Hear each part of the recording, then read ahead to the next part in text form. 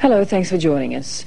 Tonight, the international spy scandal with an Australian connection, and later we'll talk to South Africa's Foreign Minister Pik Botha, a man on a mission to improve relations between Canberra and Pretoria. It's a spy scandal that's already rocked the White House, an intrigue that could threaten the presidency of George Bush. This story centres on incredible allegations of spying on a scale never before imagined. It involves America's Central Intelligence Agency selling computer programs to foreign nations. These programs allegedly allowed the CIA to spy on the intelligence agencies that bought it. And one of the purchasers was Australia. We've been able to track down two key witnesses to those dealings, witnesses who are now in fear of their lives. Michael Holmes reports. It may be the most bizarre spy story ever. A story of corruption and betrayal at the highest levels of the American government. A story of hostages used as pawns. Of the CIA spying on its friends. Of murders made to look like suicides. I think it's about time to get the whole story out. His name is Ari Ben-Menashe. He's a former Israeli intelligence agent. Once it's out, there's no reason to hurt me physically anymore. And today, he is hiding in Australia, in fear, he says, of his life. So many people in the last 10 years who were working for the various governments on these issues, due to cover-ups, died mysteriously. He claims the United States tried to spy on ASIO, the Australian Security Intelligence Organisation, by selling it a computer program that contained a hidden keyhole, a lock for which the CIA had a master key. The computer software is called Promise. It's designed to track millions of pieces of information on tens of thousands of people. And it's alleged to have been installed in dozens of government departments and security agencies around the world. It's also alleged that American intelligence made some small modifications to the program, modifications that enabled it to key in a special access code and gain entry to all the information on the computer. Would be equivalent to going into ASIO and reading the handwritten files of all the agents, except the computer has them neatly organized and typed and instantly indexed, so it's much more convenient. Bill Hamilton owns INSLAW, the company that developed Promise and offered it to the American government. They would not have bothered to sell it to all these countries without first preparing it in such a way that it would be an easier avenue of penetration into the files of these foreign governments. The whole story might never have emerged but for the fact that the American government didn't own Promise. It pirated the software from Bill Hamilton's company. We were dumbfounded, couldn't conceive of it. Hamilton's contract with the US Department of Justice to supply the Promise software was cancelled in 1982 without any real explanation. Only some time later did Hamilton hear that his software was turning up all over the world. I don't know how much Australia paid. I've been told that Israel paid $5.5 million. Ari Ben-Menashe confirms that Promise was sold to Israel, but claims the Israelis, unlike the Australians, were in on the secret. The whole idea was that we would study it, the Americans then would sell it to our neighbors, and then we could, by using telephone lines, get into their our neighbors' computers. But then our American friends just took it a step further. They sold it to their allies as well, including Australia. The list of countries which allegedly bought the Promise software reads like a who's who of America's friends, as well as its most bitter enemies. Is spying on your friends considered a fair thing to do in the intelligence world? Oh, it is. It's always done. using a Trojan horse to go inside the agency, that gets a little aggressive, you know.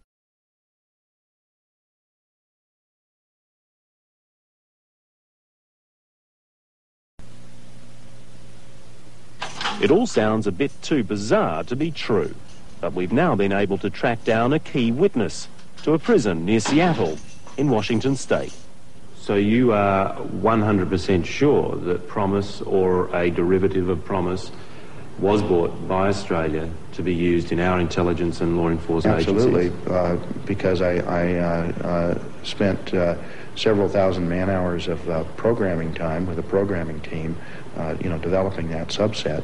This unlikely-looking character is a computer genius. His name is Michael Riconosciuto, and he says he was in charge of modifying the Promise program so that it could be accessed by American intelligence. So whoever was holding that master key could do what?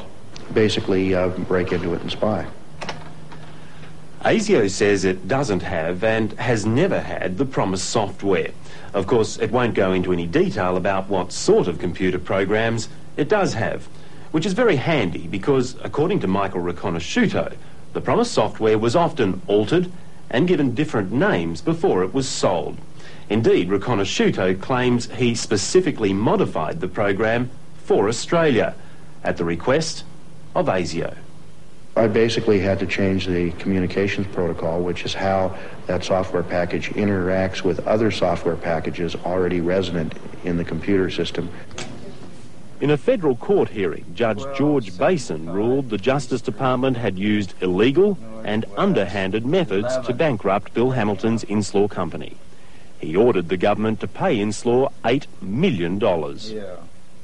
Trickery, fraud and deceit. You use those words when describing how the Justice Department stole the software. Do you stand by those words? Yes. There's no question in my mind about it. The evidence was overwhelming. So why was the Justice Department so desperate to get the software from Bill Hamilton? To answer that, you have to go back to 1980. Iran had seized American hostages. All evidence proves that these people are spies. If President Carter could secure their release, he'd have a big advantage in the upcoming US elections. My thoughts and my prayers for our hostages in Iran are as though they were my own sons and daughters. It's now alleged that the Reagan campaign made a deal with the Iranians, a deal to keep the hostages until after the election, thus denying Carter the credit for their freedom. The man alleged to have helped organise this deal is a Reagan political crony called Earl Bryan, and his payoff 3 years later on the Promise software. About an hour and a half outside Washington, D.C., you'll find this place, Earl Bryan's multi-million-dollar country estate. If you believe Michael Riconosciuto, it's the house Promise bought. Now, we'd like to bring you Earl Bryan personally denying that claim, but he's not being interviewed by anybody. All we got was this letter from his lawyers threatening action if we so much as associate Earl Bryan's name with this story. He had the contacts to help make sure that certain elements in Iran would not make a deal with President Carter in 1980 so that President Carter could not recover in the polls and that Reagan would win the election.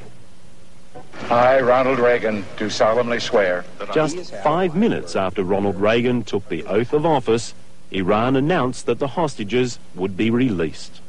Some 30 minutes ago, the planes bearing our prisoners left Iranian airspace and are now free of Iran.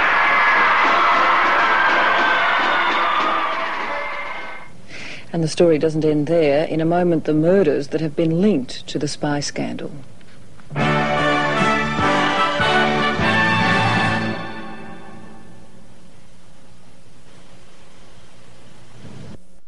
There are many shady characters in this story. Spies, former spies, people with something to hide.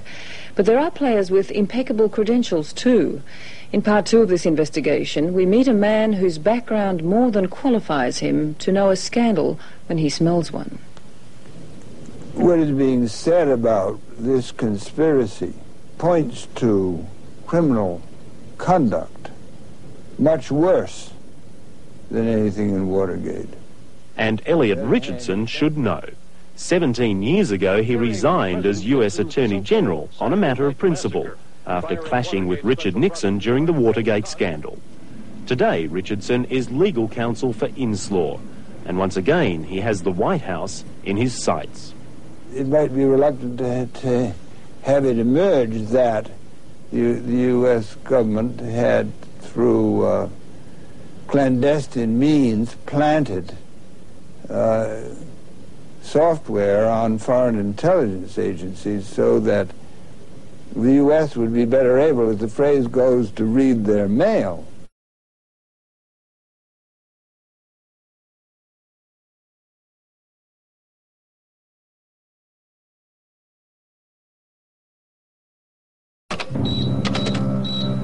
The number of murders that have occurred to prevent leaks are incredible. There's nearly 50 murders that can be directly ascribed to this pattern of activity. The Promise Affair and the allegation that Ronald Reagan and George Bush made a deal for the hostages to be kept until after the 1980 election were being investigated by journalist and author Danny Casolaro. He said he had it. He had some already, and he was going to West Virginia to meet the source who had given him that evidence. This source was now, he said, going to supply additional conclusive proof. But Danny Casolaro never got to reveal either his source or the hard evidence he said was going to break the scandal wide open. On August the 10th, his body was found in this hotel room in West Virginia. His wrists had been slashed an incredible 12 times. Danny Casolaro's body was found naked in a pool of bloody water in the bathtub. All his papers were gone. Within hours, local police had declared the death a suicide. You have a case of forensic artistry, shall we say, where you have professionally trained people that set up a crime scene, and they make it phenomenally difficult for investigators to backtrack, make a murder look like a suicide. His body was embalmed by Monday morning by the time we found out. That is against the law in West Virginia. His body was embalmed without family consent. That certainly makes an autopsy a little more difficult. Tony Casolaro says his brother Danny, pictured here at a nephew's birthday, just wasn't the suicidal type. He was describing for me a few weeks before he died what he was doing and some of the people involved. And he said a lot of accidents had happened to people who were working on the things that he had been working on. He said, if an accident happens to me, don't believe it. But bad things seem to happen to people who make waves in the INSLAW Affair. Earlier this year, Michael Riconosciuto contacted Bill Hamilton and signed a sworn affidavit for Hamilton's lawsuit against the Justice Department. Do you believe Michael Riconosciuto did alter the software as he claimed he did? Yes, I do. Almost immediately, Riconosciuto was contacted by a Justice Department official and given a very clear message. Back off or else. Less than 2 weeks after that threat, Michael Riconosciuto was arrested on drug charges. My main concern right now is staying alive and protecting my family. Right. And remember Judge Basin, who found in favor of INSLAW against the Justice Department. Well, a few months later, Judge Basin's reappointment to the bench, thought to be a formality, was blocked by the Justice Department. Yeah. His career has been destroyed.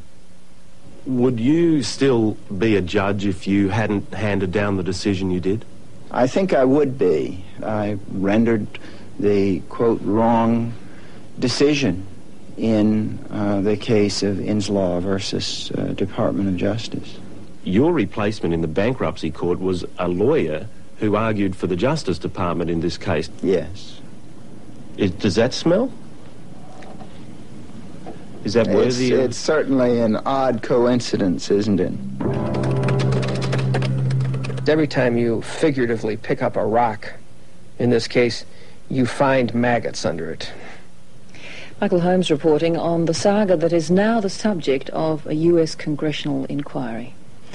Next up, South Africa's Attorney General Elliot Richardson, who now represents INSLAW, says there's only one way to find the truth.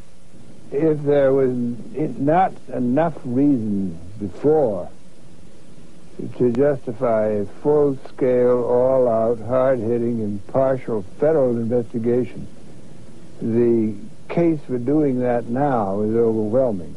Former Attorney General Ed Meese disagrees. The question is whether there's any legal basis for it, and I think the people who have looked into it, including Attorney General Thornburg, have indicated there is no basis for it. And I would certainly have more confidence in Mr. Thornburg's judgment as an impartial person on the subject than I would Mr. Richardson, who's obviously a partisan and represents one of the parties. A House subcommittee led by Congressman Jack Brooks has been investigating the INSLAW case for 2 years. Brooks has accused the Justice Department of stonewalling the committee's investigation by refusing for 2 years to release more than 400 documents relating to INSLAW.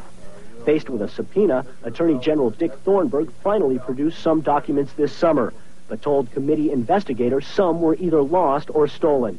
Even President Bush is being questioned about INSLAW. They're fairly soon, I'd say. The INSLAW case, Mr. President.